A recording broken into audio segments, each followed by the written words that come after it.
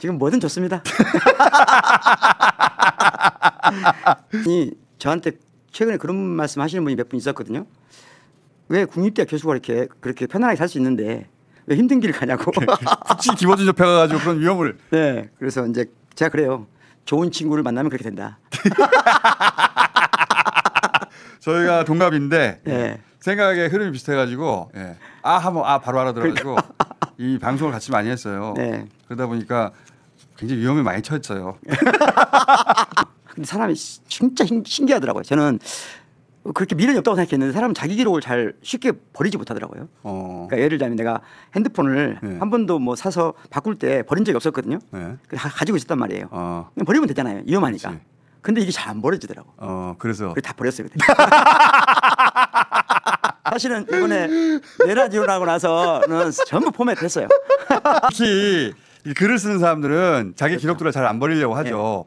나중에라도 그 메모를 다시 확인하고 싶어하고 그게 5년, 10년, 20년 지나서 본 메모가 새롭잖아요. 그래서 이제 요새는 그런 메모들 휴대폰이 많이 있으니까 그래서 교수님이 바꾼 휴대폰들이 다 있다가 계엄 터지고 나서 다 버렸다가 저는 한 10몇 년부터 이미 버리고 살았는데 그래서 휴대폰 열어보면 아무것도 없어요. 새 폰이에요 항상 거의. 근데 그 버리기 어렵다는 걸 저도 알죠. 버려봐서. 그리고 내가 철학자로서 항상 강의할 때 과거를 버리지 마라. 과거를 없인 얘기지 마라. 이런 얘기를 많이 했거든요. 근데 압수수색을 눈앞에 두니까 다 버리지. 다 버렸습니다. 우리가 이재명 정부와 함께 새로운 탄생으로 언제든지 압수수색 들어와라. 이재명 대통령과 함께. 오늘 입에 딱딱 붙던데요. 그래서 저도 깜짝 놀랐어요. 사람 이름 뒤에 대통령이 잘 안 붙는 경우가 많거든요. 이재명 대통령이 해결해야 될 과제는 어떤 것들이 있는가 그런 얘기를 느긋느긋하게 해봐요. 그래요. 이제 안전한데 뭐. 느긋느긋 천천히 많이 해봐요. 박병영 교수님은 철학과 교수인데 학벌도 좋아요. 근데 철학과 교수인데 현장에 가요. 제가 그게 정말 높이 삽니다. 이 철학이라는 게 내가 철학을 이제 싫어했거든요. 왜냐하면 다 암기 과목이야. 그렇지. 나 처음 철학을 접했을 때 전부 다 암기 과목이야. 누가 무슨 말을 했고 누가 무슨 말을 했고 사람 이름이랑 다 죽었는데.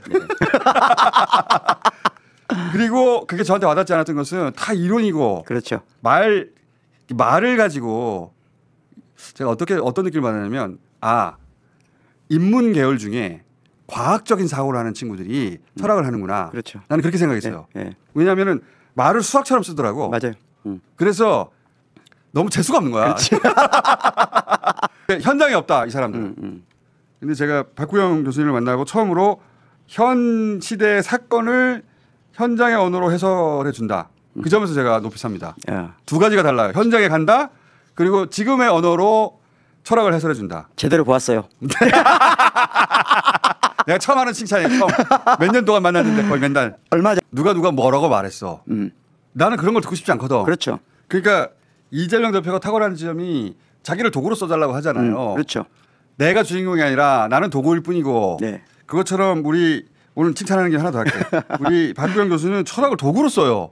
철학 그 자체가 목적이 아니라 대부분의 철학자가 철학 그 자체가 목적인 거냐 거기에 지성의 모든 것이 담긴 것 마냥 하는데 그게 아니라 우리 박구영 교수는 철학은 현실을 해설할 도구일 뿐이다. 그렇죠. 갖다 쓰는 거예요. 그렇죠. 그 점이 내가 높이 평가하는 점입니다. 그러니까 우리가 너무 많이 평가한 것 같아요. 칸트를 좋아하고 니체를 좋아하고 공자를 좋아해서 철학하면 안 된다. 그렇지. 내가 이 문제를 풀려다 보니까 칸트를 쓸 수도 있고 헤겔을 쓸 수 있고 니체를 쓸 수 있는 거다. 먼저 그 방식의 사고를 한 사람들을 갖다 쓰는 거 아니에요. 그렇죠. 그리고 그걸 그대로 쓰면 안 돼요. 그렇지. 하여튼 그런 그래서 그 사람들은 그런 공부를 한 사람들 있잖아요. 니체 공부했어. 그런 사람들은 니체 틀렸다고 하잖아요. 자기가 틀렸다고 말하는 줄 알아. 그렇죠. 네가 니체냐고. 그런 사람 만났어요? 그런 사람들 있어요 보면. 많아요. 어제 그 밤에 이제 거기 현장에 갔다가 가서 이제 다 그 이재명 대표 마지막 오늘 때 또 빌딩을 봤죠. 여의도에. 이 마지막 순간까지 걱정인 거야. 나만 그런 게 아니고 아직 당선증 안 받았는데. 그렇죠. 아직 안 받았으니까. 지금 유력 떠가지고 인사 왔는데 혹시 그때 또 총 맞을까 봐. 그렇죠. 그렇게 우리 간절했던 거예요. 그래서 빌딩을 이렇게 여기저기 보니까 있어. 이미 사람들이 다 있어요. 보이지 않는 데서 다 하고 있더라고요. 그래서 안심을 했는데 제가 오늘 아침 노정면 의원 얘기 들으니까 그 실감 나는 게 그 왜 처음에 아파트에서 나오는 장면 있잖아요. 그렇죠. 그때 자기가 너무 가슴이 졸렸다고. 나도 그랬어요. 저 때 나오다 총 맞으면 어떡하냐. 그러니까. 우리가 그런 상태였어. 그러니까. 이거를 국민의힘 지지자들은 이해할 수가 없어요. 네. 우리가 어떤 상태였는지. 그리고 이제 그 이재명 대표 떠나고 애국가를 사절까지 부르는 거야. 남아가지고. 네, 사절까지. 그 사람들이 안 떠나고 부르는 거예요. 마음이 얼마나 간절했으면. 네, 애국가를 사절까지 부르는 거예요. 대부분의 사람들이 지금 민주당 지지자들일 거 아니에요. 근데 새벽 2시 반 정도 됐나? 손학규 분께서 귀한 분을 만나셨네. 다른 분들이 오서 앉아서 그 많은 사람들이 막 이재명 외치고 있는데 그 모니터 앞에서 앉아서 술을 드시더라고요. 그런데 내가 놀란 건 그분한테 놀란 게 아니고 사람들이 다 알았는데 전혀 노터치. 왜냐면 지금 마음이 너무 관대하거든요. 그러니까 내가 성숙했고 관대했다. 야, 그날 밤 어젯밤 그런 생각이 들었습니다. 우리 첫 번째 평화적인 정권 교체를 해방 이후로 또는 건국 이후로 동학농민전쟁 이후로 첫 번째 한 것이 김대중 대통령의 탄생이고 그때 41%예요.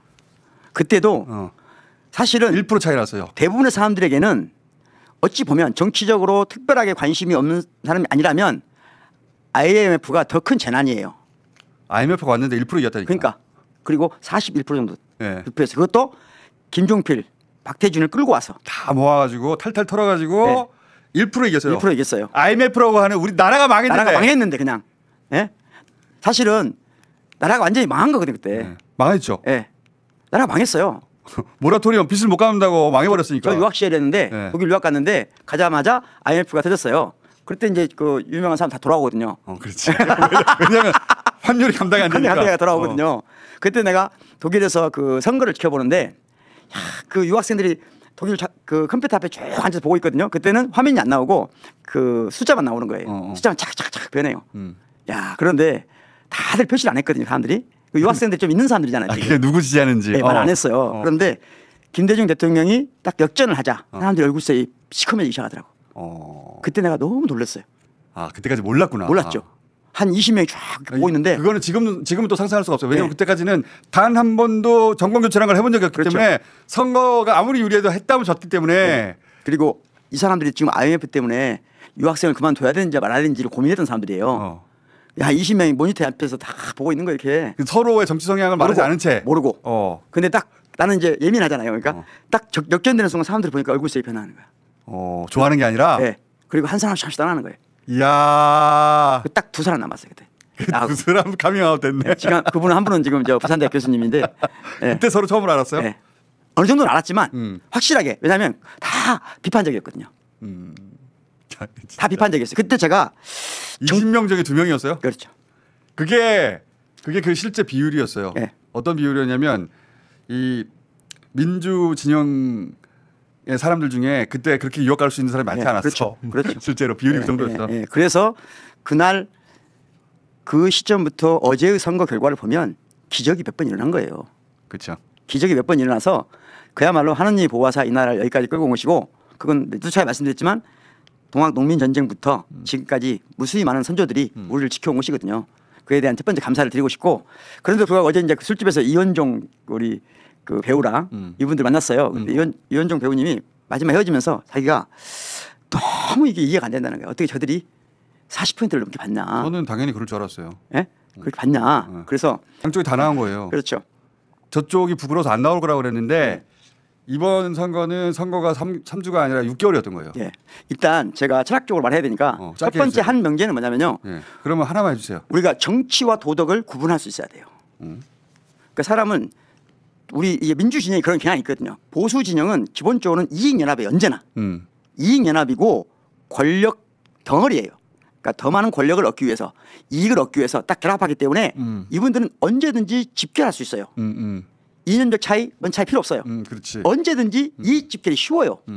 근데 우리 진영은 좀 어려워요. 맞아요. 뭘 따지거든요. 설득부터 해야 돼요. 예, 우리는 기본적으로는 그러니까 약간 진보적인 사람들의 가장 큰 약점 중에 하나인데 서로 막 따져요. 차이에 예민해. 그러다 보니까 어떤 경향이 있냐면 정치를 도덕으로 환원하는 경향이 생겨요. 이건 그런데 굉장히 위험한 거예요.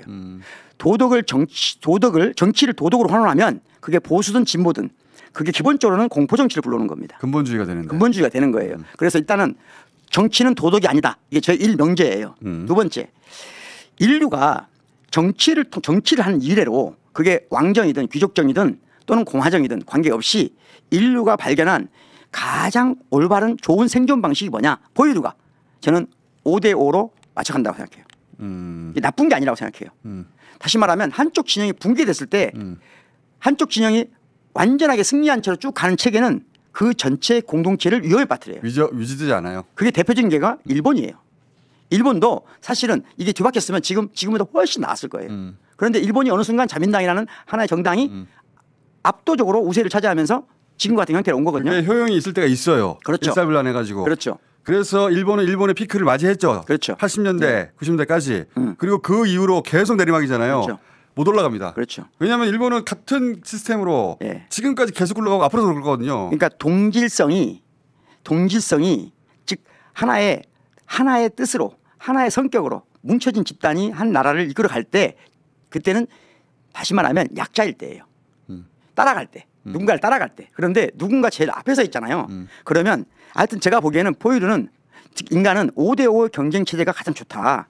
그래서 지금도 저는 항상 대선은 5대5라고 생각하는 이 지형에 이른 걸 저는 대한민국이 지금 딱 필요한 시점에 온 거다. 그리고 지금 8% 차이거든요. 예. 딱 좋은 차이입니다. 그렇습니다.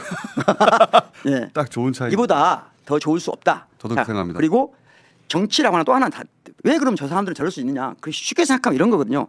정치는 도덕이 아니기 때문에 한마디로 말하자면 언뜻 보면 한 가족도 아니고 한 공동체도 아니지만 정치는 일종의 같은 성향을 가진 사람들이 운명 공동체처럼 느끼거든요. 예. 그렇기 때문에 내 편이 도덕적으로 잘못됐어도 법적으로 잘못됐어도 꾸지람을 해도 때려 죽이고 싶어도 마지막에 내 편 드는 거예요. 그런 성향이 있어요. 이렇게 생각하시면 간단해요. 월드컵 할 때 그렇죠. 우리가 태클하면 다 기술이잖아. 그렇죠. 저쪽이 태클하면 다 반칙이야. 네, 네. 그 상태로 정치를 보는 거예요. 그러니까 어제 편한 마음 그런 거고 정치는 어떤 특정 도덕으로 또는 특정 윤리로 특정 문화로 환원되지 않는다. 그렇기 때문에 마음을 느긋하게 잡고 이제부터 그야말로 대한민국이 이재명 대통령과 함께 그야말로 이제 더 나은 세계로 가는 가장 좋은 결과다. 저 아침에 일어났는데 마음이 참 평온했어요.